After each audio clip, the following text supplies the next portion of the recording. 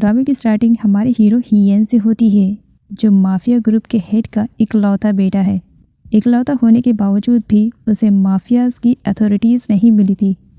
वो आज तक स्ट्रगल कर रहा है। वो चाहता है कि वो माफिया ग्रुप का लीडर बन सके, लेकिन हियेन के डैड का ऐसा मानना नहीं था। उन्होंने जानबूझ करके हियेन को माफिया ग्रुप का लीडर नहीं बनाया था, बल्कि किसी लिन नाम के बंदे को उन्होंने माफिया ग्रुप का लीडर बनाया था और उसके पास माफियाज की सारी अथॉरिटीज़ थी। इसी बात को लेकर के अक्सर हियेन और उसके डैड के बीच में नोकझोंक हुआ करती थी। हियेन बस किसी भी कंडीशन में माफिया ग्रुप का लीडर बनना चाह रहा था और माफिया ग्रुप के लीडर की सारी पावर हासिल करना चाह रहा था, जबकि उसके डैड ऐसा नहीं चाहते थे, क्योंकि उनका मानना था कि हियेन उस लायक है ही नहीं। हियेन का एक सौतेला भाई भी है जिसका नाम वॉन है, और आज तक हियेन और वॉन की कभी जमी ही नहीं। हियेन गुस्से में उस बंदे के पास जाता है जिसके पास माफिया ग्रुप की सारी अथॉरिटीज़ थी। हियेन और उसके बीच में नोकझोंक होती है। हियेन गन निकाल लेता है, जहां पर लिन को प्रोटेक्ट करते हुए वॉन हियेन के सामने खड़ा आ जाता है और उसे गन पॉइंट पर रखता है। हियेन गुस्से में वहां से चला जाता है, लेकिन घर वापस आने के बाद वो अपना पूरा फ्रस्ट्रेशन निकाल रहा होता है। जहाँ पर आंट हियेन को समझाने की कोशिश करती है कि जब उसके पास उतनी पावर नहीं है लिन से लड़ने के लिए, तो क्या ज़रूरत रहती है उसे लिन से फाइट करने के लिए। हियेन का कहना था लिन को ये पावर उसके डैड नहीं दी है। अगर ये पावर लिन के बजाय उसके पास होती तो आज वो पूरे हांगकांग पर राज कर सकता था। आंट से समझाती है कि जो चीज़ उसके पास नहीं उसके बारे में उसे नहीं सोचना चाहिए। तो वहीं पर हियेन और भी ज़्यादा गुस्से में आ जाता है और आंट को जाने के लिए कह देता है। तभी हियेन का असिस्टेंट आकर उसे बताता है एक बिजनेसमैन के बारे में कि वो उससे मिलने के लिए आया है। हियेन उससे मिलने के लिए तैयार हो जाता है। हियेन के पास एक जाना माना बिजनेसमैन आता है जिसे गैम्बलिंग खेलने की बुरी लत लगी है और गैम्बलिंग में इसने अपने सारे पैसे हार भी दिए हैं। एंड यहाँ पर वो हियेन के पास आता है और उससे कुछ पैसे उधार मांगता है कि सही वक्त आने पर वो सारे पैसे लौटा देगा। हियेन पहले तो पैसे देने से मना कर देता है, क्योंकि इससे पहले भी कई बार उसने उस बंदे को पैसे दिए थे और हर बार वो पैसे देने में आनाकानी करता था। इसी वजह से हियेन पैसे देने से मना कर देता है, जिस पर वो उससे रिक्वेस्ट करने लगता है कि अगर हियेन उसे अमाउंट देगा तो वो जल्दी वापस करने की कोशिश करेगा, बस उसे अपने बिजनेस में लगाना है। हियेन मना कर देता है, लेकिन तभी हियेन की लाइफ में एक लड़की की एंट्री होती है जिसका नाम है मीना। मीना उसी बिजनेसमैन की बेटी है जो कि हियेन से पैसे मांग रहा है। यहाँ पर दिखाया जाता है मीना को वॉशरूम जाना था, इसी वजह से वो हियेन से पूछती है कि क्या वो उसका वॉशरूम यूज़ कर सकती है। हियेन मीना को जब पहली नज़र देखता है तभी वो उस पर लट्टू हो चुका था। वो मीना से कहता है कि हाँ वो उसका वॉशरूम यूज़ कर सकती है और वॉशरूम का डायरेक्शन भी बताता है। एंड उसके बाद उसकी नीयत बदल चुकी थी। वो उस बिजनेसमैन से कहता है कि वो उसे पैसे देने के लिए तैयार है, लेकिन अगर उसने पैसे सही टाइम पर रिटर्न नहीं किए तो उसके बाद हियेन को जो कुछ भी समझ में आएगा वो कर डालेगा। बिजनेसमैन को किसी भी तरीके से पैसे चाहिए थे, उसे पैसों की ज़रूरत थी। इसी वजह से वो हियेन की बातों को मान लेता है और उससे कहता है कि सही टाइम आने पर वो पैसे रिटर्न कर देगा। हियेन से पैसे लेकर के बिजनेसमैन जब जाने लगता है तब उसकी बेटी मीना उससे पूछती है हियेन के बारे में, लेकिन उसके डैड उसे ज़्यादा कुछ नहीं बताते, बस ये बताते हैं कि वो बिजनेस मीटिंग के लिए यहाँ पर आए हुए थे। मीना जब जाती है तब वो हियेन को पलट कर देखती है और स्माइल करती है। हियेन ने जो टाइम दिया था उस टाइम के अकॉर्डिंग मीना के डैड ने उसे पैसे रिटर्न नहीं किए थे। इसी वजह से हियेन ने अपने ही बंदों को भिजवा करके मीना को किडनैप करवा लिया था। मीना अनजान जगह पर परेशान हो रही थी, उसे कुछ समझ में नहीं आ रहा था, लेकिन तभी सामने वो हियेन को देखती है और उसे याद आता है कि लास्ट टाइम उसने अपने डैड के साथ हियेन को देखा था। अब वो हियेन से पूछने लगती है कि वो यहाँ पर कैसे आई, लेकिन थोड़ी ही देर में हियेन से बात करने के बाद उसे मालूम पड़ता है कि उसके डैड ने उसके 20 मिलियन पैसे वापस नहीं किए, जिसके बदले में वो मीना को यहाँ पर किडनैप करके लेकर आया हुआ है। मीना डरी हुई थी। हियेन कहता है डरने की कोई ज़रूरत नहीं है, बस तुम्हारे डैड मुझे 20 मिलियंस वापस कर देंगे तो मैं तुम्हें यहाँ से जाने दूंगा, लेकिन अगर तुम्हारे डैड पैसे देने में अब ज़रा से भी देर करते हैं तो फिर तुम्हारे साथ क्या होगा इसकी गारंटी मैं नहीं दे सकता हूँ।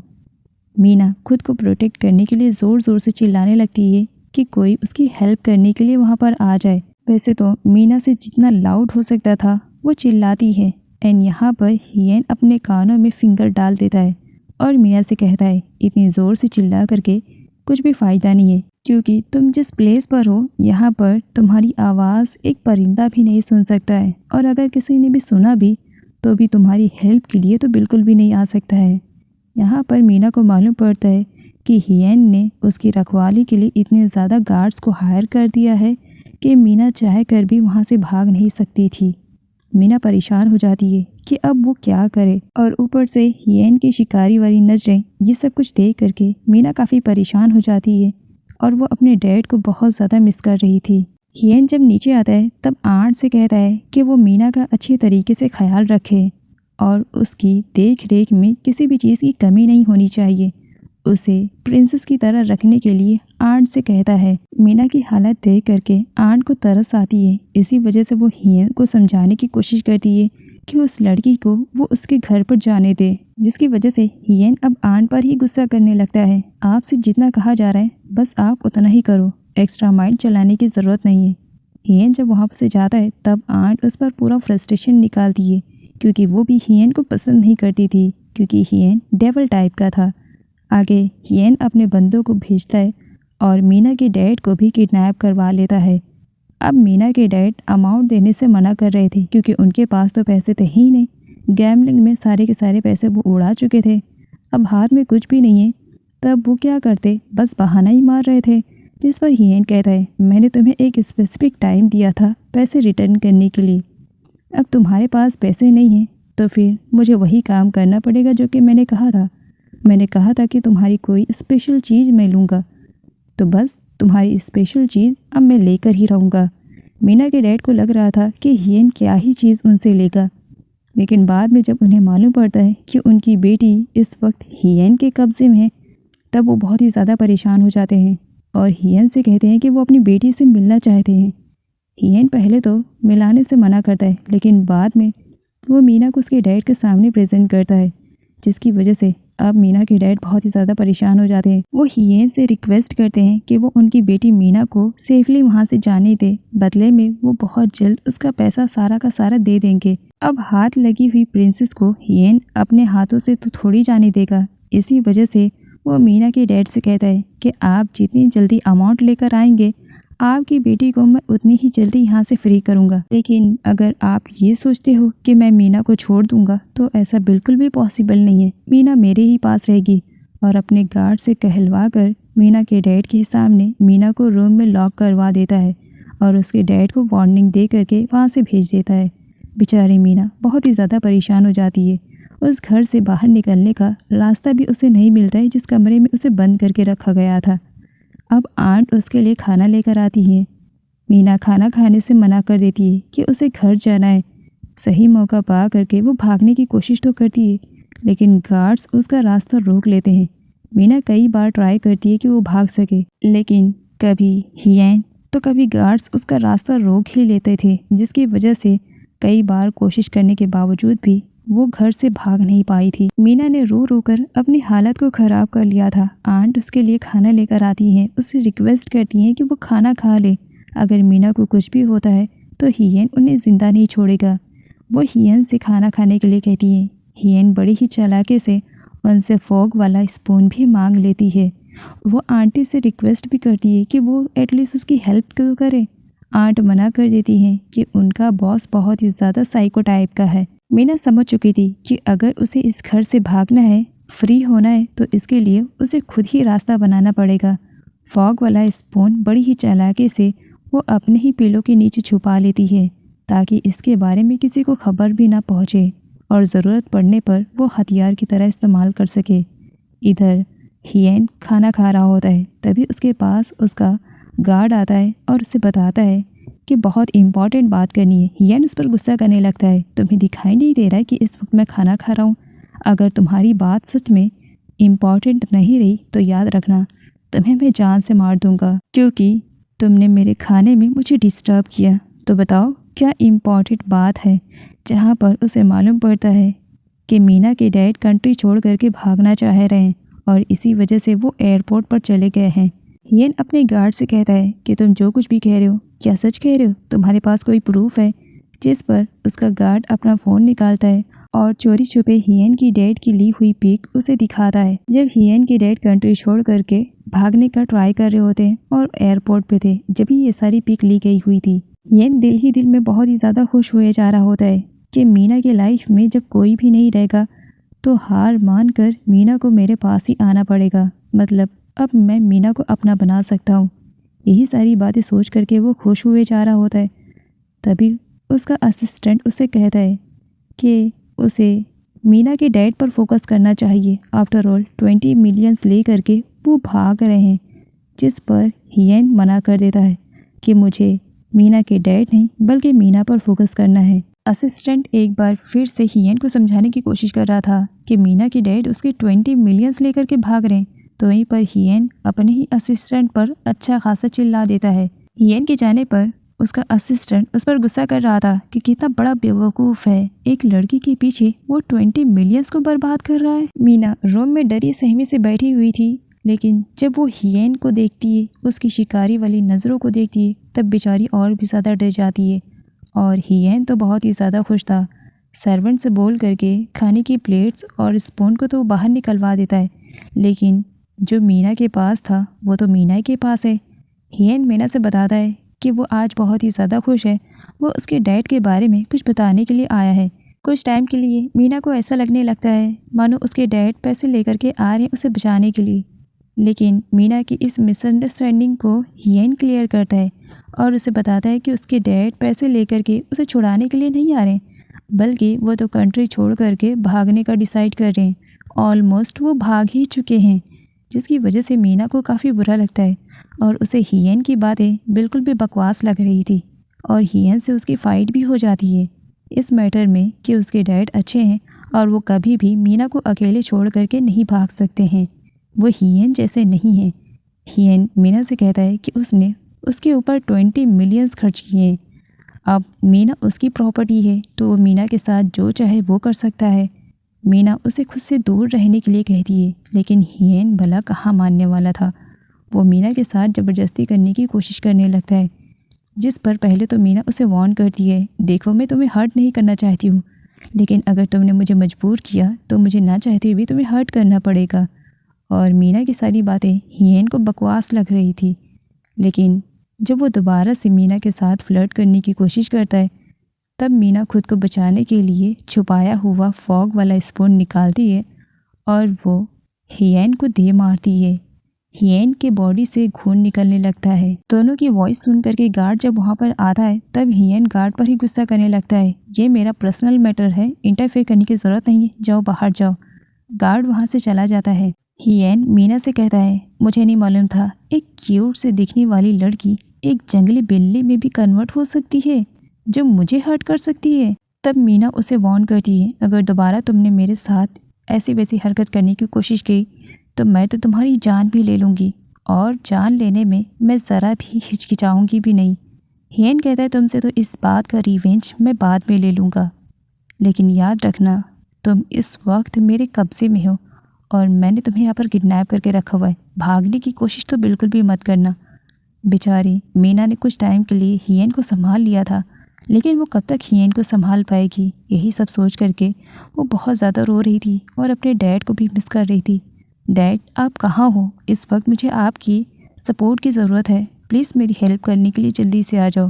हियन जब अपनी चोट के साथ नीचे आता है, आंट उससे पूछती है। हियन आंट पर ही गुस्सा करने लगता है, मैंने मना किया था कि मीना के रूम में कोई भी ऐसी चीज़ मत देना जिससे वो मुझ पर वार कर सके या वहाँ से भाग सके, तो आपने इतनी बड़ी गलती कैसे कर दी? उसके हाथ में फॉग कैसे रह गया? हियन बहुत ही ज़्यादा गुस्से में था। इसी वजह से आंट उससे माफ़ी मांगती है कि दोबारा इस टाइप की गलती उससे नहीं हो पाएगी। दोबारा वो खाना लेकर जाएंगी तो ख्याल रखेंगी कि वो स्पून लेकर आए। लेकिन जब हियन चला जाता है तब आंट काफ़ी स्माइल करती हैं, इस वजह से क्योंकि हियन के साथ जो कुछ भी हुआ, आंट का कहना था कि वो हियन डिज़र्व करता है। आफ्टर ऑल आंट भी हियन को लाइक नहीं करती थी और जिस तरीके से उसने मीना को बंदी बनाकर रखा हुआ था उन्हें बिल्कुल भी अच्छा नहीं लग रहा। इधर बेचारी मीना अपनी ही कोशिशों में लगी हुई थी। वो बस चाहती थी कि किसी तरीके से इस घर से वो भाग सके, लेकिन भागने का एक भी रास्ता उसे दिखाई नहीं दे रहा था।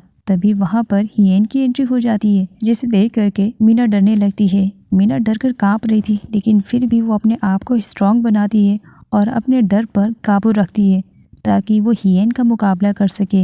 हियन अंदर आता है और मीना से कहता है कि वो तो बस यहाँ पर उससे बात करने के लिए आया है और कुछ भी नहीं, लेकिन अगर वो चाहे तो वो बहुत कुछ भी कर सकता है।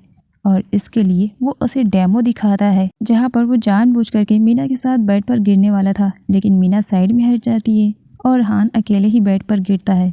मीना हान से कहती है कि अगर वो चाहता है कि मीना उसे दोबारा हर्ट न करे तो वो मीना से दूर रहे। हान का कहना था, मैंने तुम पर 20 मिलियंस खर्च किए हैं, अब तुम मेरी प्रॉपर्टी हो, तो इसी वजह से मेरी जो मन में आएगा मैं तुम्हारे साथ वो करूँगा। तुम इतनी प्रेटी हो, अगर मैं चाहूँ तो तुम्हारे कपड़े फाड़ूँ या उन्हें स्टिच करूँ, ये सब मुझ पर डिपेंड करता है। जिस पर मीना अपने आप को हाइड करते हुए काफ़ी गुस्से में हियन से कहती है कि उसकी थिंकिंग बहुत ही ज़्यादा घटिया है। हियन कहता है तुम्हारे मैटर में सब कुछ चलता है, और उसके बाद वो मीना के साथ फोर्सफुली करने की कोशिश करता है, ये कहते हुए कि उसने उसे 20 मिलियंस में ख़रीदा है। मीना हियन से खुद को बचाने की काफ़ी कोशिश करती है, लेकिन वो अपने कोशिश में नाकाम रहती है क्योंकि हियन काफ़ी स्ट्रॉन्ग है। मीना हियन से कहती है कि उसने शावर नहीं लिया है और वो काफ़ी अनकंफर्टेबल फील कर रही है क्योंकि उसकी बॉडी से स्मेल भी आ रही है। तो हियन को यहाँ पर चकमा देती है और उसे कहती है कि मैं शावर लेना चाहती हूँ, उसके बाद जो तुम्हें करना रहेगा वो तुम कर सकते हो। जिस पर हियन खुश हो जाता है और मीना से कहता है कि ठीक है, जा करके पहले तुम शावर ले लो। हियन वॉशरूम में आती है और वो बस प्लानिंग कर रही होती है कि किस तरीके से वो इस साइको हियन से खुद को प्रोटेक्ट कर सके। उसके बाद वो शावर लेने लगती है। इधर हियन तो अपनी ड्रीमिंग की दुनिया में खोया हुआ था, वो मीना के साथ रोमांस कर रहा है, ये सब सोच करके काफ़ी खुश हुए जा रहा होता है। तभी अंदर से मीना आवाज़ देती है और हियन से कहती है कि उसके कपड़े क्या वो उसे दे सकता है।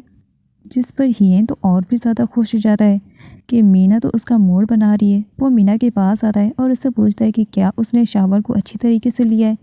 अगर वो शावर अच्छी तरीके से नहीं ली है तो हियन उसमें उसकी हेल्प कर सकता है। मीना को भी इसी मौके की तलाश थी, इसी वजह से मीना हियन को अपनी ही बातों में लपेट लेती है और उससे कहती है कि अगर वो चाहे तो वो उसके साथ शावर ले सकता है। जिस पर हियन काफ़ी खुश हो जाता है। मीना कहती है कि उसे अपनी आंखों को बंद करना पड़ेगा। हियन अपनी आंखों को बंद कर लेता है। मीना उसके ऊपर टॉवल डालती है और आवाज़ दे करके उसे वॉशरूम के अंदर बुलाती है और उसकी खूब पिटाई करती है, इतना कि वो बेहोश हो जाता है। और उसके बाद मीना को अच्छा मौका मिल जाता है। गार्ड्स को चकमा दे करके जैसे तैसे करके वो हियन के घर के बाहर चली जाती है। हियन जब तक होश में आता है तब तक मीना भाग चुकी थी। वो अपने गार्ड्स को आवाज़ देता है और उन पर काफ़ी ज़्यादा भड़कता है कि उनसे एक लड़की नहीं संभलती है, और मीना को ढूंढने के लिए अपने गार्ड्स को चारों तरफ भेज देता है कि किसी भी कंडीशन में मीना उसे इस घर में वापस चाहिए। इधर मीना बेचारी अपनी जान बचा करके भाग रही थी किसी भी तरीके से, लेकिन वो शहर उसके लिए अनजान था। वो थाईलैंड से बिलोंग करती थी और हियन ने उसे किडनैप करके अपने पास ले आया था। इसी वजह से मीना के लिए वो अनजान शहर था। हियन को देख करके वो छुप जाती है। पास में एक लड़की से वो हेल्प की डिमांड करती है और अपनी कंडीशन के बारे में उसे बताती कि किस तरीके से उसे किडनैप करके यहाँ पर लाया गया है। लेकिन वो लड़की बजाय मीना की हेल्प करने के वो उन सारे मैटर में इन्वॉल्व नहीं होना चाह रही थी, इसी वजह से वो वहाँ से चली जाती है। बेचारी मीना खुद को बचाने के लिए इधर उधर भाग रही थी, लेकिन एंडिंग तक वो पकड़ी जाती है और अपने सामने जब वो हियन को देखती है तब वो डर जाती है और वो उससे कहती है कि वो उसके पास ना आए। हियन उसे पकड़ लेता है।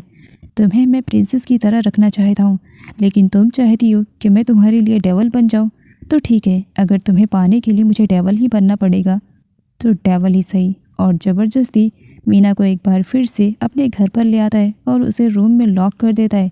साथ ही वो गार्ड्स को वार्न भी करता है कि अगर इस बार ये लड़की भागी तो तुम सबकी जान मैं अपने हाथों से ले लूँगा।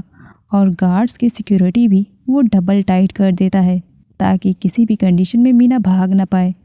आर्ट जब मीना के लिए खाना लेकर आती है तो देख करके शॉक्ड हो जाती है क्योंकि मीना ने फ्रस्ट्रेशन में अपने हाथ की नस काट ली थी। आर्ट मीना को फटाफट हॉस्पिटल में एडमिट करवाती हैं। ताकि किसी तरीके से मीना की जान बच सके। मीना की कंडीशन के बारे में जल्दी हियेन को भी मालूम पड़ जाता है। हियेन बहुत ही ज़्यादा गुस्सा कर रहा था कि इतनी डबल सिक्योरिटी के बाद भी मीना ने इतना बड़ा कदम कैसे उठा लिया, लेकिन हॉस्पिटल का एड्रेस पूछता है और वहाँ पर फटाफट पहुँचता है। इधर दिखाया जाता है जब डॉक्टर आर्ट को बताते हैं कि मीना की कंडीशन पहले से बेटर है। सही टाइम पर हॉस्पिटल आने की वजह से मीना की जान बच गई, वरना जितना ब्लड उसके हाथ से गया था उसकी जान को भी खतरा था। आर्ट काफ़ी सेटिस्फाई फील करती है। गार्ड जाने से पहले आर्ट को सजेस्ट करता है कि वो मीना पर डबल नज़र रखे। मीना को जब होश आता है तो वो खुद को हॉस्पिटल में पाती है। वो फटाफट बाहर निकलने वाली थी, लेकिन पहले वो सिक्योरिटी को चेक करती है। मालूम पड़ता है कि सिर्फ आंट ही बाहर है। एंड यहाँ पर मीना को समझ में आता है कि अगर वो हॉस्पिटल से भाग पाएगी तो इसका मतलब वो भाग गई, और अगर यहाँ से वो दोबारा हियेन के घर पहुँची तो वो कभी नहीं भाग पाएगी। इसी वजह से वो किसी तरीके से आंट के सामने से ही भाग जाती है। और जब वहाँ पर हियेन आता है तब वो जब चेक करने के लिए जाता है कि मीना ठीक है या नहीं, और उसे मालूम पड़ता है कि मीना भाग चुकी है, तब तो उसका पारा डबल हाई हो जाता है। वो आंट पर गुस्सा करने लगता है कि उनके होते हुए मीना यहाँ से कैसे भाग गई। वो अपने गार्ड्स को कहता है कि किसी भी कंडीशन में उसे मीना उसके घर पर सही सलामत चाहिए। हर कोई बस मीना को ढूंढने में लगा हुआ था। हियेन आंट को वार्न करता है, आपको तो मैं बाद में देख लूँगा, पहले मुझे मीना चाहिए। हियेन गुस्से में जब वहाँ से चला जाता है तब आंट खुद के सर पर हिट करते हुए कहती है कि इतनी बड़ी गलती मुझसे कैसे हो गई। मीना अभी हॉस्पिटल में थी, लेकिन तभी वो देख लेती है कि किस तरीके से हियेन और सारे गार्ड्स मिल करके उसे ढूंढ रहे। वो जैसा तैसा करके हॉस्पिटल से खुद की जान को बचाती है और बाहर निकलती है, लेकिन इस बीच हियेन उसे देख लेता है। हियेन मीना को फॉलो करता है और उसे रुकने के लिए भी कहता है, लेकिन मीना उसकी एक बात नहीं सुनती और भागती हुई जाती है, जहाँ पर वो एक गर्ल से टकराती है जिसका नाम निक है। वो निक को अपनी कंडीशन के बारे में बताती है। निक की भी सिचुएशन कुछ इसी टाइप की है, उसे भी यहाँ पर किडनैप करके लेकर आया गया है, तो इसी वजह से वो इन सारे मैटर में इन्वॉल्व नहीं होना चाह रही थी। लेकिन जब मीना उसे रिक्वेस्ट करती है तब वो उसकी हेल्प करने के लिए तैयार हो जाती है। जब वहाँ पर हियेन मीना को ढूंढते हुए आता है तब उसे एक डस्टबिन पर डाउट होता है। वो उस डस्टबिन में चेक करने के लिए जाता है। वो बार बार जाता है उस डस्टबिन को ओपन करने के लिए, लेकिन बाद में रियलाइज़ होता है कि वो बहुत रिच फैमिली से बिलोंग करता है और वो ये घटिया हरकत नहीं कर सकता है। इसी वजह से वो वहाँ से चला जाता है। एंड बाद में दिखाया जाता है उसे डस्टबिन के अंदर मीना छुपी हुई थी। इसके अलावा मीना बेहोश भी हो चुकी थी। किसी तरीके से निक उसकी हेल्प करती है और उसे अपने पास लेकर आती है। मीना के पास कपड़े नहीं थे, निक उसे अपने कपड़े देती है। मीना निक से परमिशन लेती है कि क्या कुछ दिनों के लिए वो यहाँ पर रह सकती है। मौका पा करके वो अपनी कंट्री भाग जाएगी, जिस पर निक उसकी हेल्प के लिए तैयार हो जाती है। हियेन को जब मालूम पड़ा कि मीना किसी को भी नहीं मिली तब वो अपने गार्ड्स पर पूरा फ्रस्ट्रेशन निकाल रहा था और वन बाय वन सबको स्लैप कर रहा होता है। सामने आर्ट भी आ जाती है, वो उन्हें भी स्लैप करने वाला था, लेकिन आर्ट उसे समझाती है कि वो उसकी मॉम की तरह है, वो उसे स्लैप कैसे कर सकता है। हियेन उन्हें स्लैप नहीं करता है, लेकिन अपने गार्ड्स को वार्न करता है कि उसे किसी भी कंडीशन में मीना चाहिए। मीना काफ़ी डिप्रेशन में थी, उसे लगता है कि निक आई हुई है, लेकिन बाद में रियलाइज़ होता है कि वहाँ पर हियेन पहुँचा हुआ है, क्योंकि हियेन ने मीना की हिस्ट्री को निकाल लिया था कि इस वक्त मीना कहाँ पर मिलेगी। अब वो मीना को ज़बरदस्ती वहाँ से चलने के लिए कहता है। मीना जाने से मना कर देती है। हियेन ज़बरदस्ती उसका हाथ पकड़ लेता है। तुम पर मैंने 20 मिलियंस खर्च किए हैं, तो मेरी प्रॉपर्टी हो, मेरे साथ चलोगी। लेकिन तभी वहाँ पर निक आ जाती है, जो कि मीना को सपोर्ट करती है और हियेन को मीना को वहाँ से ले जाने के लिए मना करती है। हियेन निक को वार्न करता है कि वो उन दोनों के मैटर में इंटरफेयर ना करे, नहीं तो उसके लिए बुरा होगा। लेकिन फिर भी निक मीना को सपोर्ट करती है। इस वजह से हियेन गुस्से में गन निकाल देता है और शूट कर देता है। निक गिर जाती है, जिसकी वजह से निक के लवर लिन से उसे बहुत बुरी तरीके से मार खानी पड़ती है, और लिन ही माफिया ग्रुप का सबसे बड़ा लीडर है। बाद में मालूम पड़ता है कि निक को गोली नहीं लगी थी, सिर्फ गन शॉट की वॉइस सुन करके वो बेहोश हो गई थी। हियेन चाह कर भी मीना को वहाँ से नहीं ले जा पाता है, क्योंकि लिन उसका भी बॉस निकलता है। उसके पास माफियाज की पूरी अथॉरिटीज़ थी, लेकिन फिर भी हियेन उसकी बिल्कुल भी रिस्पेक्ट नहीं करता था वो उसे वार्न करता है कि वो उसके मैटर में इंटरफियर न करे, मीना को वहाँ से ले जाने दे, लेकिन लिन मीना को वहाँ से नहीं लेकर जाने देता है। हियेन गुस्से में वहाँ से तो चला जाता है, लेकिन नेक्स्ट डे वो लिन के ऑफिस में आता है, जहाँ पर वो जबरदस्ती मीना को ले जाने लगता है। मीना को बचाने के चक्कर में लिन हियेन को मीना के डैड के सारे कर्ज के पैसे वापस दे रहा था, लेकिन हियेन नहीं लेता है क्योंकि उसे मीना चाहिए थी। वो मीना को प्यार करने लगा था। लिन के मना करने के बावजूद भी हियेन मीना को ज़बरदस्ती लेकर के जाने लगता है, जिसकी वजह से लिन और हियेन के बीच में ज़बरदस्त वाली फ़ाइट होती है और हियेन अपनी मुँह की खाता है। तब उस वक्त मीना को भी हियेन के लिए बुरा लगता है। वो उसकी केयरिंग कर रही थी। जब हियेन हॉस्पिटल में होता है तब उसे पास्ट का फ्लैशबैक याद आता है कि किस तरीके से जब वो बेहोश हो रहा था तब मीना उसकी परवाह कर रही थी। मीना को लेकर के हियेन परेशान था। तभी वहाँ पर आंट आती है। आंट हियेन को कहती है कि वो लिन से जब लड़ने की ताकत नहीं रखता है तो क्या ज़रूरत रहती है बार बार लिन से लड़ने के लिए। बात प्यार से भी समझाई जा सकती है। और आंट हियेन को सजेस्ट करती है कि वो सब कुछ अच्छी तरीके से हैंडल करने की कोशिश करे तो सब कुछ ठीक हो जाएगा। लेकिन फिर भी हियेन कहाँ किसी को सुनने वाला। वो लिन के पास कॉल करता है और उसे ओपन चैलेंज करता है कि बहुत जल्द वो मीना को अपने घर पर लेकर आएगा और कॉल को कट कर देता है। इधर मीना भी हियेन को लेकर के काफ़ी परेशान हो रही थी कि पता नहीं उसकी क्या कंडीशन होगी, और हियेन के साथ बिताए हुए पलों को वो याद कर रही होती है, क्योंकि कहीं ना कहीं अब मीना के भी दिल में हियेन के लिए फीलिंग्स जग रही थी। हियेन जब हॉस्पिटल से डिस्चार्ज होता है तब वो मीना से मिलने के लिए आता है और उसके लिए उसके फेवरेट फ्लावर भी लेकर आया हुआ था। मीना भी हियेन से मिलना चाह रही थी, लेकिन निक उसे मना कर दिए कि हियेन की ये कोई ट्रिक होगी। एक बार वो डोर ओपन करेगी तो कहीं हियेन उसे वापस ना लेकर के चले जाए। लेकिन हियेन मीना से कहता है कि वो बदल चुका है और बस वो उसके प्यार को पाने के लिए सब कुछ कर रहा है, और फ्लावर रख कर वहाँ से चला जाता है। हियेन के जाने के बाद मीना डोर ओपन करती है, फ्लावर्स उठाती है, एंड यहाँ पर उसके फेस पे जो स्माइल थी इससे ये साबित हो रहा था कि वो भी अब हियेन को लाइक करने लगी है। लिन मीना से कहता है कि एक बार वो उसकी दिल की बात जानना चाहता है। अगर वो अपनी कंट्री जाना चाहती है तो लिन उसमें उसकी हेल्प करेगा और हियेन कुछ भी उसका नहीं बिगाड़ पाएगा। तभी वहाँ पर हियेन की भी एंट्री हो जाती है, जब मीना से रिक्वेस्ट करता है कि वो उसे छोड़ करके ना जाए, क्योंकि वो मीना से सच में बहुत ज़्यादा प्यार करता है और मीना के प्यार को पाने के लिए वो खुद को बदलने के लिए भी तैयार है। लिन को जब यहाँ पर मालूम पड़ा कि मीना भी कहीं ना कहीं हियेन को लाइक करती है, तब वो उन दोनों के बीच से हट जाता है, एंड यहाँ पर मीना भी फाइनली हियेन को एक्सेप्ट कर लेती है, जिसकी वजह से हियेन बहुत ही ज़्यादा खुश हो जाता है। अब उसके दिल में लिन को लेकर के वो नफ़रत भी नहीं थी, क्योंकि लिन की ही वजह से कहीं ना कहीं आज वो मीना से दोबारा मिल पाया और उसके प्यार को वो हासिल कर पाया। हियेन मीना से प्रॉमिस करता है कि दोबारा कभी भी वो उसे हर्ट नहीं करेगा। वो उसे हर्ट भी नहीं करना चाह रहा था। वो डर रहा था कि कहीं मीना उसे छोड़ करके ना जाए, इसी वजह से वो मीना के साथ स्ट्रिक्ट था। लेकिन फाइनली आज उसे मीना का प्यार और मीना दोनों ही मिल चुकी थी, तो वो बहुत ही ज़्यादा खुश होता है। दोनों एक दूसरे को हग करते हैं और यहीं पर ही इस ड्रामे की एंडिंग हो जाती है।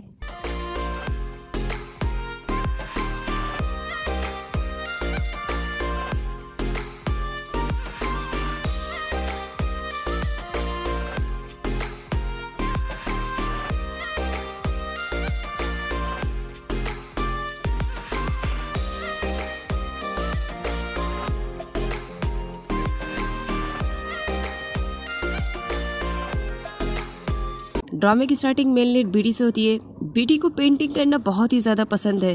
वो बहुत ही ज़्यादा इनोसेंट और क्यूट है, साथ ही साथ वो बहुत ज़्यादा डरपोक भी है। बेटी की एक पर्सनल प्रॉब्लम है वो कि वो कभी बोल नहीं सकती, इसी वजह से जो भी रहता है वो इशारों में बात करती है। डॉक्टर के कहने के मुताबिक बेटी की मॉम ने उसे अपनी ग्रैनी के पास सेंड कर दिया था ताकि वहाँ पर उसे अच्छा इन्वायरमेंट मिले, क्योंकि आए दिन कुछ ना कुछ एक्सीडेंट की वजह से बेटी की मॉम और डैड में अक्सर लड़ाई होती थी। इसी वजह से उन्होंने अपनी बेटी को दूर रखा था। बेटी अपनी मॉम से बात करती है और उन्हें बताती है कि आज उसने पेंटिंग की है, और साथ ही साथ उन्हें ये भी बताती है कि वो आज स्कूल जाने वाली है। बेटी बहुत ही ज़्यादा एक्साइटमेंट में थी अपनी स्कूल जाने के लिए, क्योंकि स्कूल पूरा उसी के जैसे बच्चों से भरा हुआ था, बिकॉज वो सब भी बोल नहीं सकते थे। बेटी काफ़ी लेट हो चुकी थी, फर्स्ट डे था उसका क्लासरूम ढूंढने की वजह से। वो टीचर से सॉरी बोलती है, आई एम सॉरी टीचर, मेरा फर्स्ट डे लेट हो गया बिकॉज मुझे क्लास के बारे में कुछ भी आइडिया नहीं था। क्लास ढूंढने की वजह से मुझे लेट हो गया। नेक्स्ट टाइम से ऐसा नहीं होगा। टीचर उसे अंदर बुलाती है। बीटी के पीछे जस्ट एक बॉय की एंट्री होती है। वो बॉय भी बीटी के पास ही आता है। यहाँ पर टीचर को दिखाया जाता है वो इशारों में ही उनसे बात करती है और उन्हें अपना इंट्रोडक्शन देने के लिए कहती है। बीटी काफ़ी खुश थी। वो सारे बच्चों को अपना इंट्रोडक्शन देते हुए बताती है इशारों में कि उसका नाम बीटी है और उसे पेंटिंग करना बहुत ही ज़्यादा पसंद है और फ्रेंड्स को भी बनाना। आई होप सब लोग उससे फ्रेंडशिप करना पसंद करेंगे। ये कहकर वो अपनी सीट पर जा बैठती है।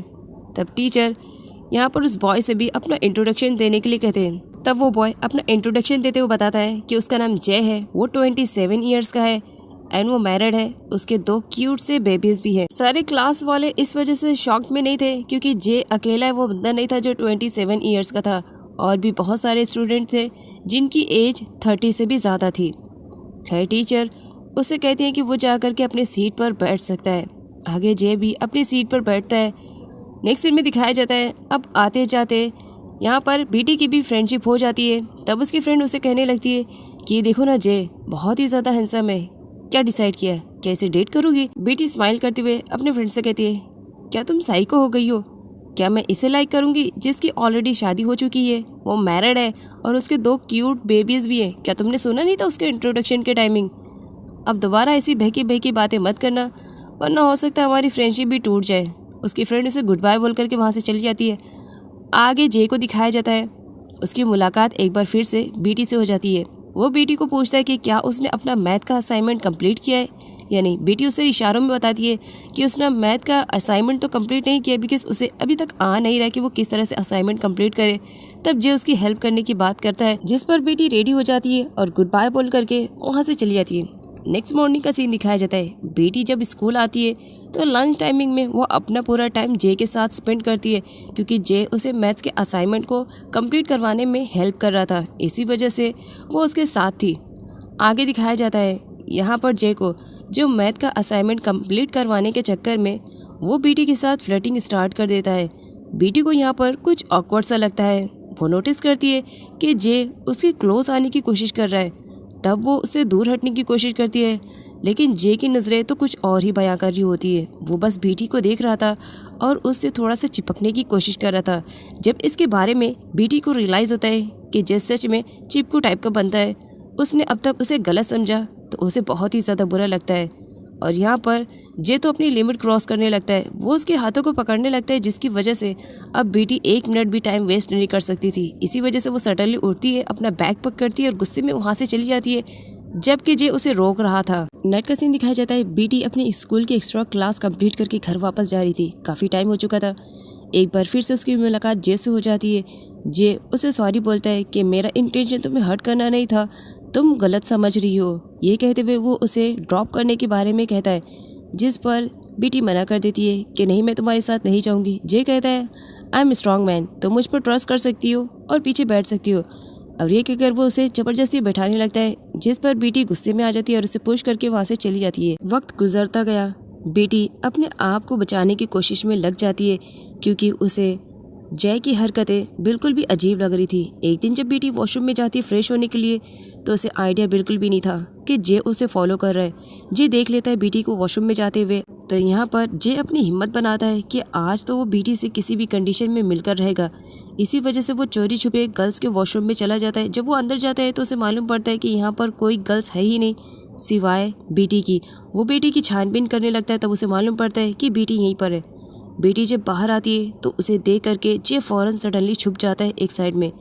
अब बेटी बाहर आती है, वो अपना फ्रेश होती है, हैंड वॉश करती है और अपने हेयर को कॉम्ब करती है मिरर में देख करके।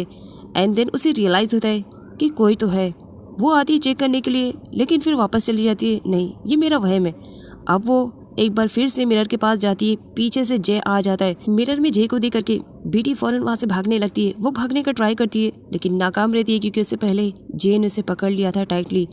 अब यहाँ पर जे उसे धमकी देने लगता है कि अगर उसने किसी से भी शोर मचाने की कोशिश की, एक तो वो बोल नहीं सकती है लेकिन फिर भी अगर उसने गू गा भी करने की कोशिश की तो वो उसे इसी नाइफ से मार देगा।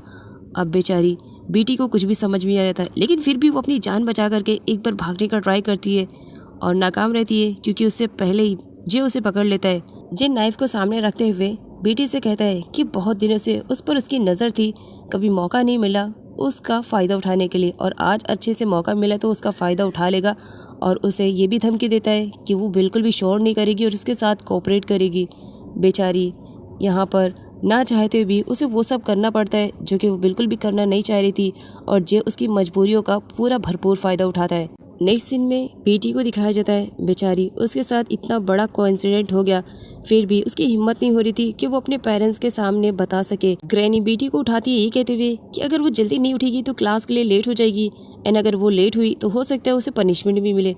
तब यहाँ पर बेटी झूठ बोल देती है, ग्रैनी मेरी कंडीशन ठीक नहीं है, मैं आज स्कूल नहीं जाऊँगी। जिस पर ग्रैनी को लगता है कि बेटी बहाना बना रही है स्कूल ना जाने के लिए, इसी वजह से वो उसे फोर्स करती हैं कि वो जल्दी से स्कूल जाए, क्योंकि अगर वो स्कूल नहीं जाएगी तो मे भी हो सकता है कि उसे एग्ज़ाम में कम नंबर आए। बेचारी बेटी वो बताना तो चाह रही थी, लेकिन जे ने उसे धमकी दी थी कि अगर उसने इसके बारे में कुछ भी किसी को भी बताया तो उसे जान से मार देगा। इसी वजह से वो अपनी ग्रैनी को कुछ भी नहीं बताती है। उसके अगले सीन में ग्रैनी की फोर्स करने की वजह से बेटी को स्कूल आना पड़ता है। वो स्कूल तो आती है लेकिन बहुत बुरी तरीके से डरी और सहमी हुई थी। एक तो वैसे ही वो डरपोक थी, ऊपर से जे जैसा बंदा उसके लाइफ में आ गया जो उसे और डरा धमका रहा था। इसी वजह से वो अब कुछ भी नहीं बोल रही थी। टीचर बेटी से रीज़न पूछती है कि आखिर क्या वजह है जिसकी वजह से उसे लेट हो रहा है। बेटी बहाना बनाती है, टीचर मेरी तबीयत ख़राब थी इसी वजह से मुझे लेट हो गया, प्लीज़ मुझे माफ़ कर दें। टीचर उसे अपना ख्याल रखने के लिए बोलती हैं और साथ ही उसे सीट पर बैठने के लिए भी कहती है। जे बेटी को नोटिस करता है कि उसका रिएक्शन एकदम नॉर्मल है। उसके रिएक्शन से लग रहा है कि उसने किसी को भी इन्फॉर्म नहीं किया है कि कल रात उसके साथ क्या हुआ। इसी वजह से जे की हिम्मतें और बढ़ जाती है। अब जबकि बेटी की सीट जे के बाजू में ही थी तो मजबूरी में उसे वहाँ पर बैठना पड़ा, और इस बात का फ़ायदा जे उठा रहा था। जे बेटी को हर तरह से इमोशनली और नाइफ दिखाकर ब्लैकमेल करता है कि वो किसी को भी इन्फॉर्म ना करे। क्लास फिनिश होने के बाद बेटी जे से अपना पीछा छुड़वाना चाह रही थी, इसी वजह से वो वहाँ से जल्दी जल्दी जाने लगती है, लेकिन जे उसका पीछा नहीं छोड़ता है। वो उसे रोकता है ये कहते हुए कि मैं तुमसे माफ़ी मांगना चाह रहा हूँ, लेकिन बेटी उसकी एक भी बात नहीं सुनती है और गुस्से में वहाँ से चली जाती है। जिस पर जे कहता है तुम इतनी आसानी से नहीं मानोगी, तो मुझे भी तुम्हें अच्छे से मनाना आता है। नाइट का सीन दिखाया जाता है। बेटी स्कूल से वापस घर जा रही थी, लेकिन काफ़ी रात हो चुकी थी क्योंकि उसने आज एक्स्ट्रा लेक्चर को भी अटेंड किया था। वो रास्ते में जाती है, उसे अजीब सा लगता है, उसे लगता है कि कोई उसे फॉलो करे। वो पीछे पलट के देखती है तो वो कोई और नहीं जे था। जे को देख करके वो इस तरह से भागती है कि उसे कुछ भी समझ में नहीं आता है। बस वो किसी भी कंडीशन में जे से दूर भागने वाली थी, लेकिन जे उसे पकड़ लेता है और कहता है बहुत ज़्यादा तुम में एटीट्यूड आ गया है ना, तुमसे बात करने की कोशिश क्या कर रहा हूँ, तुम्हारे तो भाव नहीं मिल रहे हैं। क्या तुम इस नाइफ को भूल चुकी हो क्या? इस नाइफ के थ्रू मैंने तुम्हारे साथ क्या किया है? और ये कहते हुए वो एक बार फिर से बेटी के साथ गलत करता है। बेटी जे की धमकियों से बहुत बुरी तरीके से डर गई थी, इसी वजह से चुपचाप उसके अत्याचारों को सहती है। आगे बेटी को दिखाया जाता है, उसके शर्ट के बटन ऊपर नीचे बंद थे। उसे कुछ समझ में नहीं आ रहा था, जैसे तैसे करके बस वो घर तक पहुंच जाती है, लेकिन बाहर ही बैठ जाती है। जब उसकी ग्रैनी आती है तो बेटी की ऐसी कंडीशन देख करके वो खुद भी शॉक में हो जाती है। उनका तो रोना स्टार्ट हो जाता है। उन्हें रोता हुआ देख करके बेटी भी बहुत इमोशनल हो जाती है और रोना स्टार्ट कर देती है। ग्रैनी उससे पूछने लगती है कि क्या हुआ उसके साथ। तब यहाँ पर बेटी को दिखाया जाता है, वो अपनी ग्रैनी को सब कुछ बता देती है। और उसके अगले सीन में ग्रैनी को दिखाया जाता है जो क्लास टीचर के पास गई हुई थी और जे की घटिया हरकतों के बारे में वो सब कुछ टीचर को इन्फॉर्म कर चुकी थी। लेकिन टीचर को यकीन नहीं आ रहा था कि जे कुछ इस टाइप की हरकतें कर सकता है, क्योंकि जे टीचर के सामने कुछ और शो करता था और वो डेवल था तो सिर्फ और सिर्फ बेटी के लिए। खैर यहाँ पर ग्रैनी को मालूम पड़ता है कि जिस पर वो इल्ज़ाम लगा रही हैं ऑलरेडी वो मैरिड है और उसकी 2 छोटी छोटी बेबीज़ है। टीचर यहाँ पर ग्रैनी से कहती हैं कि हो सकता है उन्हें जे को लेकर के कुछ मिसअंडरस्टैंडिंग हो गई है, बाकी जे ऐसा बंदा नहीं है। इस एक्सीडेंट की वजह से बेटी तो स्कूल जाना बंद कर दी थी, इसी वजह से उसकी ग्रैनी ने उसका एडमिशन एक न्यू स्कूल में करवा दिया था ताकि वो जे से ना मिल पाए और ना ही जे को देख सके और वो अपनी लाइफ में आगे कुछ कर सके। बेटी काफ़ी टाइम के बाद स्कूल आई हुई थी, वो काफ़ी खुश थी और उसे उसकी एक फ्रेंड भी मिल जाती है जो कि वहाँ पर थी। तब यहाँ पर बेटी अब स्माइल करने लगती है। ग्रैनी उसे समझाती है कि वो इसी फ्रेंड के साथ रहेगी और अगर उसे स्कूल से घर वापस आना है तो अपने फ्रेंड को लेकर के आएगी, अकेले नहीं आएगी। ग्रैनी उसे गुड बाय बोल देती है क्योंकि ग्रैनी को टाइम हो रहा था, उन्हें भी किसी काम के लिए जाना था, तो इसी वजह से वो उसे समझा कर जाती है कि घर आते वक्त वो अपनी फ्रेंड को साथ में लेकर आएगी। लेकिन बेटी को नहीं मालूम था वो जिसे पीछे छुड़वा रही है वो तो हर वक्त उसे फॉलो कर रहा है और उस पर नज़र रखे हुए है। जे को दिखाया जाता है उसे ये भी मालूम पड़ चुका था कि इस वक्त बेटी कहाँ पर है। वो उसे फ्लाइंग किस देते हुए कहता है कि तुम दोबारा मुझसे मिल रही हो, अच्छा लग रहा है, तुम मुझसे जितना दूर भागोगी मैं तुम्हें उतना ही ज़्यादा करीब मिलूँगा। नाइट का सीन दिखाया जाता है। बेटी डरते हुए जैसे भी अपने घर की तरफ आ रही थी, वो घर तक पहुंच जाती है। सडनली वहाँ पर जे आता है और उसका मुंह दबा करके वहाँ से उसे घसीटते हुए लेकर जाता है, ये कहते हुए मुझसे कितना पीछे छोड़ाओगी, तुम मेरी नज़रों में आ चुकी हो, तुम इतनी ज़्यादा ब्यूटीफुल हो कि तुमसे दूर तो रहा नहीं जाता है, इसी वजह से चुपचाप शांति से बैठे रहो। और उसे ये भी कहता है कि वो अपने कपड़ों को निकाले, लेकिन बेटी ऐसा नहीं करती है, जिसकी वजह से वो उसे नाइफ से मारने की धमकी देता है और उसके ऊपर की टी शर्ट को भी वो नाइफ से कट कर देता है और साइड में फेंक देता है। एक तो बेटी इतने दिनों से स्कूल नहीं जा रही थी, उसने हिम्मत बनाई और स्कूल जाने लगी एंड फिर उसके साथ वही सब एक्सीडेंट हो गया जिससे वो बचकर भाग रही थी। लेकिन अंदर से ग्रैनी को अजीब सा लगता है। वो जब घर में थी तो कुछ आवाज़ें आने लगती है बाहर, उन्हें कुछ डाउट होता है। वो जब बाहर आती है तो वो देख लेती है कि किस तरह जे बेटी के साथ गलत हरकतें कर रहा है। वो उसे दौड़ाकर मारती है और वहाँ से भगाती है। वो तो वहाँ से भाग जाता है, लेकिन बेचारी बेटी की कंडीशन अब बहुत बुरी हो चुकी थी। वो बहुत बुरी तरीके से रो रही होती है और डर भी चुकी थी। उसके लाइफ में ये फर्स्ट टाइम नहीं था, इससे पहले भी जे ने उसकी मजबूरियों का फ़ायदा ऑलरेडी उठा चुका था।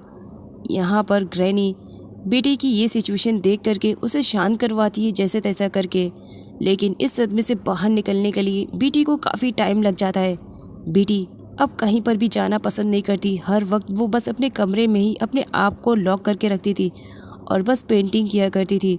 अब यहाँ पर बेटी को दिखाया जाता है वो रेगुलर डे की तरह पेंटिंग करती है, लेकिन पास्ट में जे की हरकतें उसे याद आती है कि जे ने किस तरह उसके लाइफ को स्पॉइल कर दिया है। वो अपने आप को मिरर में देखती है तो उसे खुद से ही नफरत हो जाती है कि आखिर वो है कौन, जे ने उसके साथ क्या कर दिया, क्या वो अब जिएगी। वो बाहर भी नहीं जा सकती है, कुछ कर भी नहीं सकती है। इसी वजह से वो एकदम पागलों की तरह हरकतें करने लगी थी। वो एकदम से पागल हो चुकी थी। कांच के टुकड़े नीचे बिखरे हुए थे। वो फ़ौरन एक कांच के टुकड़े उठाती है और अपने दोनों कलाई के हाथों के नसें को काट लेती है, ये कहते हुए कि अब मुझे जिंदा नहीं रहना है, मैं जी कर क्या करूँगी, मेरी पूरी लाइफ स्पॉइल हो गई है। ग्रैनी को दिखाया जाता है उसे बेटी के कमरे से कुछ आवाज़ें आने लगती हैं। वो फ़ौरन बेटी के पास जाती है, बेटी को आवाज़ देती है, लेकिन डोर ओपन नहीं होता अंदर से। वो बहुत परेशान हो जाती है। दरवाजे को वो दूसरे की से खोलती है तो सामने बेटी की सिचुएशन को देख करके उनका दिल ही दहल जाता है। वो बेटी के हाथों पे पट्टियाँ बांधती हैं और सही टाइम पर बेटी को हॉस्पिटल में एडमिट किया जाता है, जिसकी वजह से उसकी जान बच चुकी थी। तब यहाँ पर ग्रैनी डिसाइड करती है कि वो और चुप नहीं रहेंगी, वो पुलिस स्टेशन में जाएंगी। अगले सीन में बेटी को दिखाया जाता है जो बहुत बुरी तरीके से डरी हुई थी और रो भी रही थी, लेकिन ग्रैनी की हेल्प की वजह से अब यहाँ पर वो पुलिस को सब कुछ बता देती है कि किस तरह पास्ट में जे ने उसकी मजबूरियों का फ़ायदा उठाया और उसके साथ गलत किया, और उसने धमकी भी दी थी कि वो पुलिस को कुछ भी नहीं बताएगी। ये कहते हुए बेचारी बेटी बहुत बुरी तरीके से रो रही होती है। तब ग्रैनी उसे तसल्ली दिलाती है कि फ़िक्र ना करो, जो भी होगा अच्छा ही होगा। आगे जब बेटी की मॉम को इसके बारे में पता चलता है तो वो भी कंट्री से आ चुकी थी अपनी बेटी से मिलने के लिए। उस वक्त बेटी अपनी मॉम को हक करके बस रोए जा रही होती है। मॉम उसे तसल्ली दिलाती है कि फ़िक्र मत करो, तुम्हारी मॉम उस बंदे को छोड़ेगी नहीं जिसने उनकी बेटी को इतना ज़्यादा टॉर्चर किया। आगे ग्रैनी भी उन्हीं के सपोर्ट में खड़ी थी। अगले सीन में एक ब्यूटीफुल गर्ल को दिखाया जाता है जो कि बोल नहीं सकती थी, वो भी गूंगी थी। वो आती है तब यहाँ पर वो जे के साथ फ्लर्टिंग करने स्टार्ट कर देती है। वो उसके साथ फ्लर्टिंग करते हुए उसके नंबर को एक्सचेंज करने के भी बारे में बोलती है। जे के दिल में तो लड्डू फूटने लगते हैं उस ब्यूटीफुल गर्ल को देख करके। तब वो ब्यूटीफुल जब उसे अरेस्ट करने लगती है तब उसे रियलाइज़ होता है कि ये तो गूंगी नहीं, बिल्कुल नॉर्मल है और वो एक पुलिस ऑफिसर है। वो तो उसे अरेस्ट करने के लिए यहाँ पर ऐसा लुक लेकर आई थी ताकि उसे डाउट ना होए और वो वहाँ से भागे ना। तब उसे मालूम पड़ता है कि उसके आसपास वाले बहुत सारे बंदे पुलिस ऑफिसर थे जो पहले से उस पर नजर रखे हुए थे। जे को पुलिस अरेस्ट करती है और उसके किए की सजा उसे मिल जाती है। उसके अगले सीन में कई सालों का लीप दिखाया जाता है। जे ने बेटी के साथ जो कुछ भी किया था उसे भुलाने में बेटी को काफ़ी टाइम लगा था, बट फिर भी अब वो जे को भूल चुकी है और इन सालों में वो एक फेमस आर्टिस्ट भी बन चुकी है और अपनी फैमिली के साथ वो बहुत ही ज़्यादा खुश है। और इसी के साथ इस स्टोरी की एंडिंग हो जाती है।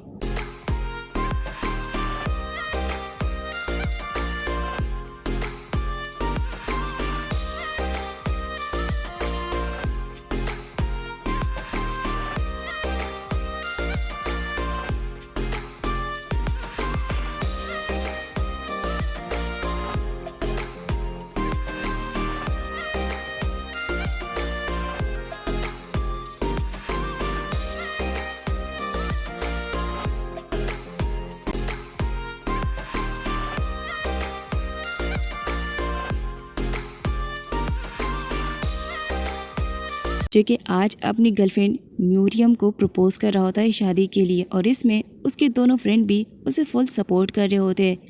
लेकिन डोंग की हंसी तो गायब हो जाती है जब म्यूरियम उसे बोलती है कि वो उससे ब्रेकअप करना चाह रही है।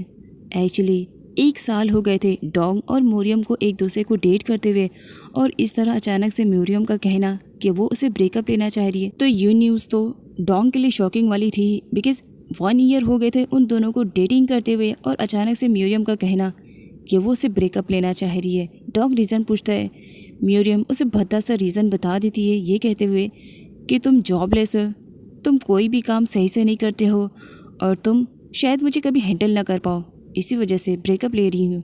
नेक्स्ट मॉर्निंग डोंग जब उठता है तो म्यूरियम की बातें उसके माइंड से जा ही नहीं रही होती है।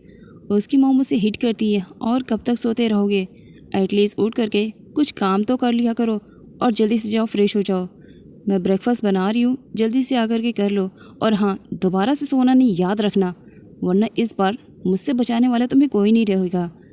डोंग के स्टमक में अचानक से पेन होने लगता है। वो फटाफट रेडी होता है और बाहर की साइड जाने लगता है, मॉम उसे रोकते हुए, पहले ब्रेकफास्ट करो उसके बाद कहीं पर जाना। डोंग अपनी मॉम की एक भी नहीं सुनता है और वहाँ से चला जाता है। अगली सीन में डोंग को दिखाया जाता है वो हॉस्पिटल में डॉक्टर से मिलने के लिए जाता है, और वो अपने स्टमक पेन का ट्रीटमेंट भी करवाता है। डॉक्टर के रीज़न पूछने पर डोंग उन्हें बताता है कि कल रात वो कुछ ज़्यादा ही ड्रिंक कर लिया था, शायद इसी वजह से हो सकता है। डॉक्टर मेडिसिन दे करके डोंग को वहाँ से जाने के लिए कह देते हैं। डोंग वहाँ से जा रहा होता है, सडनली उसके कान में किसी की वॉइस आती है। वो पीछे पलट कर देखता है, वहाँ पर कोई नहीं रहता है। उसके साथ ये कोइंसिडेंट 2 से 3 टाइम हो चुका था। डोंग अपने सामने म्यूरियम की पिक देखता है और देखता है कि नीचे म्यूरियम बैठी हुई है। वो बहुत ज़्यादा परेशान दिखाई दे रही होती है, जिस पर डोंग उसे कहता है, अब तुम्हें परेशान होने की ज़रूरत नहीं है, ब्रेकअप तो तुम ले चुकी हो, तो इतना ज़्यादा परेशान क्यों हो रही हो और हॉस्पिटल में क्यों हो। जिस पर म्यूरियम स्माइल करते हुए उसे बता देती है कि वो एक घोस्ट है। डोंग स्माइल करता है और कहता है, ऐसी बेतुकी बातें मुझसे मत करो और मुझे इस तरह से डराओ मत। लेकिन सडनली उसे रियलाइज़ होता है, क्या सच में ऐसा है। वो बहुत बुरी तरीके से भागने लगता है कि वो बिना सांस लिए बस भागे जा रहा होता है, और अचानक से आ करके एक साइड पर रुक जाता है।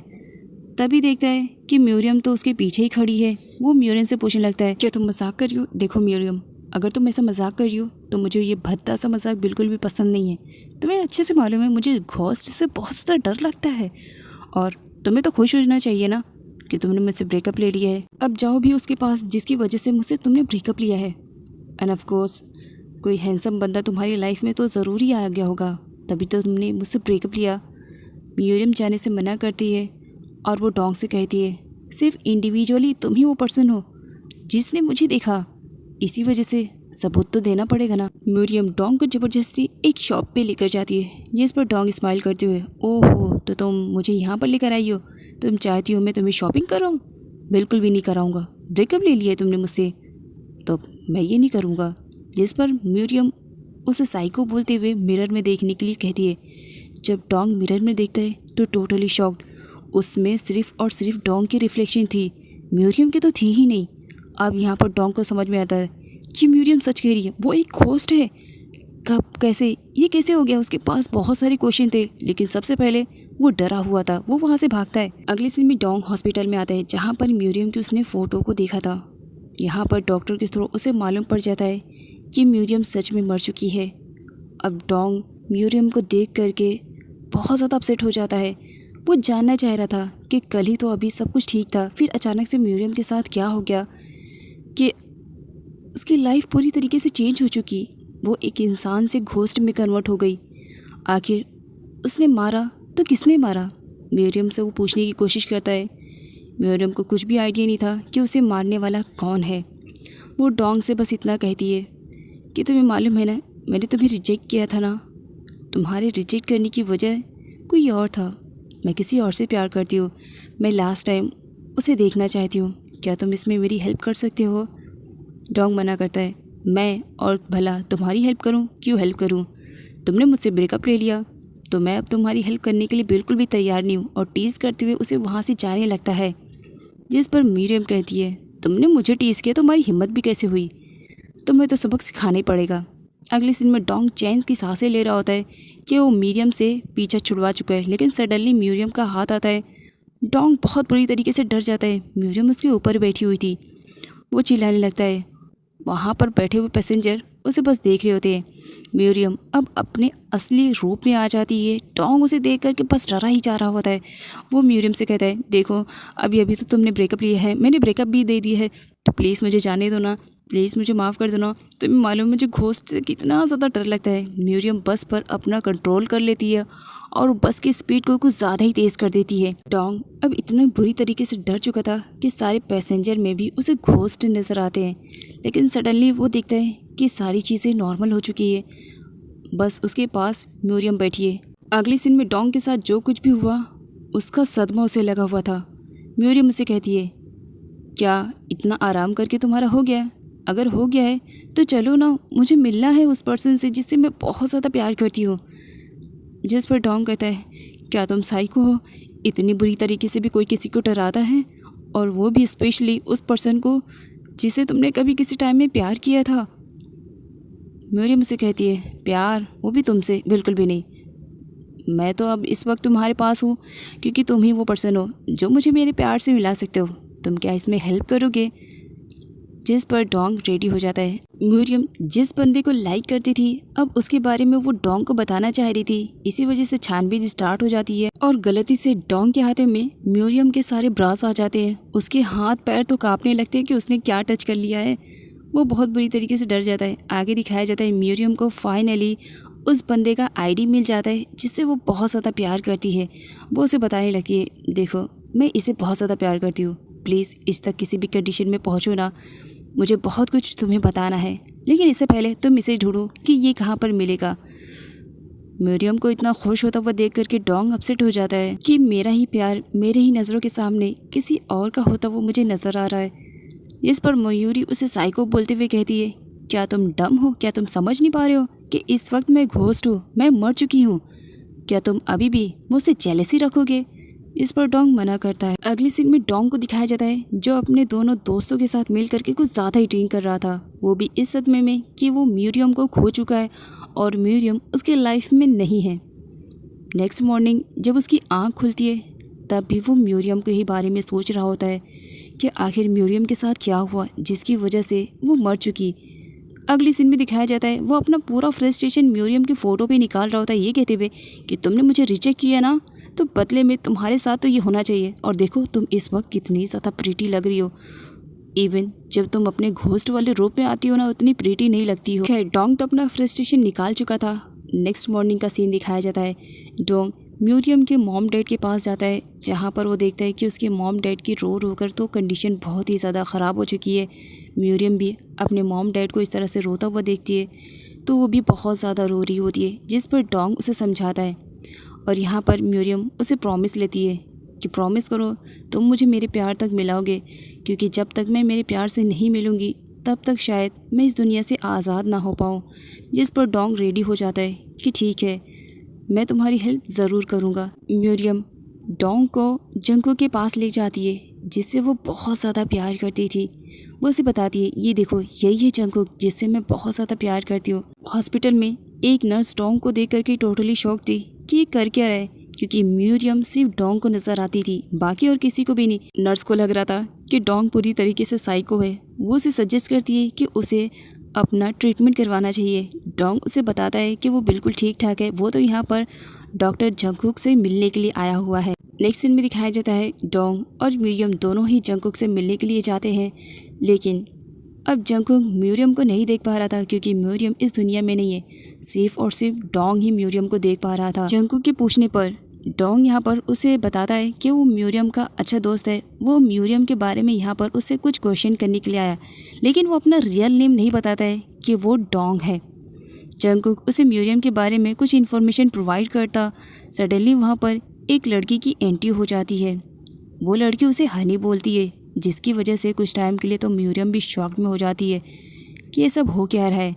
जंगकुक को दिखाया जाता है उसकी लाइफ में एक गर्ल है और वो उसे अपना वेडिंग कार्ड शो करने के लिए आई थी। क्या ये वेडिंग कार्ड अच्छा बना है? जिस पर म्यूरियम तो टोटली शॉक्ड हो जाती है कि वो जिससे प्यार करती थी उसने उसे उसका इंतज़ार भी नहीं किया। अगले सीन में दिखाया जाता है म्यूरियम बहुत ज़्यादा अपसेट रहती है और डोंग उस पर हंसे जा रहा होता है। तुम्हारी बेवकूफ़ी पे तुम्हें 10 नंबर देना चाहिए। एटलीस्ट जिसे प्यार करने जा रही थी उसके बारे में पूरी इन्फॉर्मेशन तो निकाल लेती कि आखिर वो है कौन। उसने तो तुम्हारा देखो कुछ दिन भी वेट नहीं किया। क्या उसे मालूम है कि तुम इस दुनिया में नहीं हो? ओहो, मुझे तुम्हारे लिए बहुत ज़्यादा बुरा लग रहा है। वैसे एक बात बोलूँ, शायद तुम ये डिज़र्व करती थी। तुमने मुझसे ब्रेकअप लिया, वो भी किसी रीज़न की वजह से। वो भी रीज़न क्या बताया था? कि मैं जॉबलेस हूँ। क्या मैं अब तुम्हें बता दूँ, मेरे पास जॉब भी हो चुकी है। मीडियम को उस वक्त बहुत ही ज़्यादा बुरा लगता है। वो वहाँ से चली जाती रोते हुए। सडनली एक आंट आती है जो डोंग को हिट करने लगती है। तुम्हारी हिम्मत भी कैसे हुई इतनी प्रीटी गर्ल को इस तरह से रुलाने के लिए? उस वक्त डोंग कुछ भी नहीं समझ पाता है। वो आंट को वहाँ से जाने के लिए कह देता है, लेकिन वो नोटिस नहीं कर पाता है कि आंट ने म्यूरियम को कैसे देखा, जबकि वही सिर्फ म्यूरियम को देख सकता था। लेकिन वो ये बात अभी नोटिस नहीं करता है। वो म्यूरियम को आवाज़ देता है, लेकिन म्यूरियम वहाँ से गायब हो चुकी थी।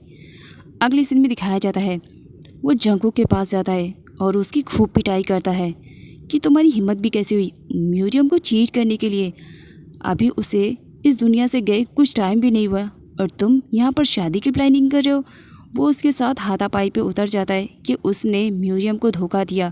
म्यूरियम से वो कितना ज़्यादा प्यार करता था, लेकिन म्यूरियम ने उसे छोड़ा जंगकुक की वजह से। और जंगकुक, वो तो उसकी बिल्कुल भी रिस्पेक्ट नहीं करता। म्यूरियम की वजह से अब इन दोनों के बीच में इतनी बुरी तरीके से फाइटिंग स्टार्ट हो जाती है कि वहाँ के स्टाफ को रोकना पड़ता है और उन दोनों को पुलिस स्टेशन में भी पहुँचाया जाता है।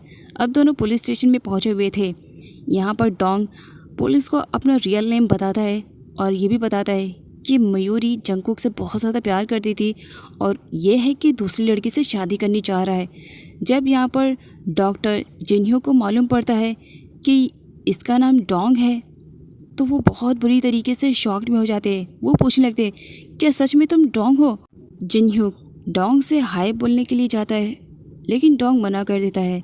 यहाँ पर जंगकुक को दिखाया जाता है, वो डोंग को कुछ बताना चाह रहा था, इसी वजह से वो दोबारा उसे हॉस्पिटल में लेकर आता है और वो उसी प्लेस पर लेकर आया हुआ था जब मयूरी किसी टाइम में जिंदा थी। एक्चुअली मयूरी को कोई बीमारी थी जिसकी वजह से उसे मालूम पड़ा कि उसके पास टाइम बहुत ज़्यादा कम है, वो कभी भी मर सकती है। इसी वजह से वो जंगकुक के पास अपना ट्रीटमेंट करवाने के लिए आई थी।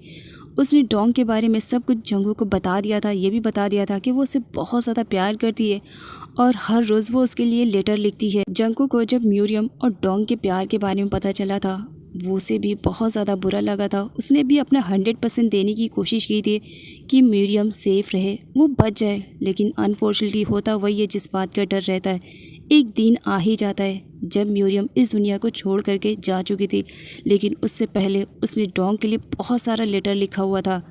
खैर यहाँ पर जंगकुक को दिखाया जाता है, वो डोंग को सारे लेटर्स दे देता है, ये कहते हुए कि म्यूरियम तुमसे बहुत ज़्यादा प्यार करती थी, तुम उसे कभी नहीं भुला पाते, इसी वजह से तो उसने लास्ट टाइम पर तुमसे ब्रेकअप लिया था जानबूझकर। सच्चाई पता होने पर डोंग बहुत बुरी तरीके से अपसेट होता है। वो हर जगह अब बस म्यूरियम को ही ढूंढने लगता है। वो हर जगह जाता है जहाँ पर म्यूरियम उसे मिल सकती थी, लेकिन म्यूरियम का कुछ भी पता नहीं था, वो गायब हो चुकी थी। तब वहीं पर वही आंट आती है डोंग को रोता हुआ देख करके। वो उसे समझाने की कोशिश करती है कि इतना रोने की ज़रूरत नहीं है, मैं कोशिश कर सकती हूँ, मैं तुम्हें लास्ट टाइम म्यूरियम से मिला सकती हूँ अगर तुम चाहो तो। डोंग बहुत ज़्यादा खुश हो जाता है। वो आंट से रिक्वेस्ट करने लगता है, क्या सच में आप ऐसे कर सकती हैं? प्लीज़ अगर आप ऐसे कर सकती हैं तो प्लीज़ एक बार मुझे म्यूरियम से मिला दीजिए ना, मैं उससे बात करना चाहता हूँ, सॉरी बोलना चाहता हूँ, मिसअंडरस्टैंडिंग हो गई थी मुझे। आंट स्माइल करती है। एक्चुअली यहाँ पर दिखाया जाता है इन आंट के पास भी कुछ पावर्स रहती है। आगे वो डोंग को एक जगह पर सेंड करती है कि वो वहीं पर ही सिर्फ म्यूरियम से मिल सकता है। म्यूरियम के ना मिलने पर वो उसके लेटर्स को पढ़ता है जिसमें म्यूरियम ने उसे सॉरी कहा था और साथ में ये भी पूछा था कि सच्चाई जानने के बाद भी वो उसे कंटिन्यू प्यार करता रहेगा या नहीं। डोंग यस लिख देता है और आई लव यू भी लिख देता है कि वो म्यूरियम को कभी नहीं भुला पाएगा। सडनली वो साइड से देखता है कि म्यूरियम आ रही है। वो म्यूरियम को रोकने की कोशिश करता है, म्यूरियम वहाँ से जा रही होती है, लेकिन लास्ट टाइम वो डोंग से बोलती है, मुझे माफ़ कर देना, मैंने मिसअंडरस्टैंडिंग क्रिएट किया कि मैं जंगकुक को लाइक करती हूँ। अगर मैं तुम्हें जंगकुक के पास नहीं पहुँचाती तो शायद मेरी ज़िंदगी और मेरी मौत के बारे में तुम्हें कुछ भी नहीं पता चलता और तुम मुझसे यूँ ही नफ़रत करते रहते। शायद मैं यहाँ से फिर जा भी नहीं पाती। जिस पर डोंग बहुत बुरी तरीके से रोता है और वो सडनली म्यूरियम को जा कर के हक कर लेता है। नहीं नहीं, ये मेरी बेवकूफ़ी है कि मैं तुमसे प्यार करने के बाद भी तुम्हारे बारे में कुछ भी नहीं जान सका। प्लीज़ मुझे माफ़ कर देना। म्यूरियम डोंग से पूछती है, क्या सच्चाई जानने के बाद भी तुम मुझसे प्यार करोगे, मुझे अपने पास रखोगे? डोंग सडनली म्यूरियम को किस कर लेता है, ये कहते हुए, तुम्हारी डायरी हमेशा मेरे पास रहेगी, तुम मेरी ज़िंदगी में ना रहकर भी हमेशा मेरे साथ रहोगी। ये सुन कर म्यूरियम स्माइल करने लगती है और डोंग से कहती है, चलो ये हमारी लास्ट मुलाकात है, शायद अब मैं तुमसे कभी ना मिल पाऊँ। क्या मुझे लास्ट टाइम प्यार से गुड बाय भी नहीं बोलोगे? डोंग अपने आंसुओं को पोंछता है और ना चाहते भी लास्ट टाइम वो म्यूरियम को गुड बाय बोलता है। म्यूरियम भी स्माइल करते हुए वहाँ से जा रही होती है और अचानक से वो पूरी तरीके से गायब हो जाती है और इसी के साथ इस मूवी की एंडिंग हो जाती है। सो फ्रेंड्स, मूवी की एक्सप्लेनेशन कैसे लगी कमेंट करके ज़रूर बताइए। मिलती हूँ नेक्स्ट वीडियो के एक्सप्लेनेशन के साथ, तब तक के लिए अपना ख्याल रखें। Bye bye.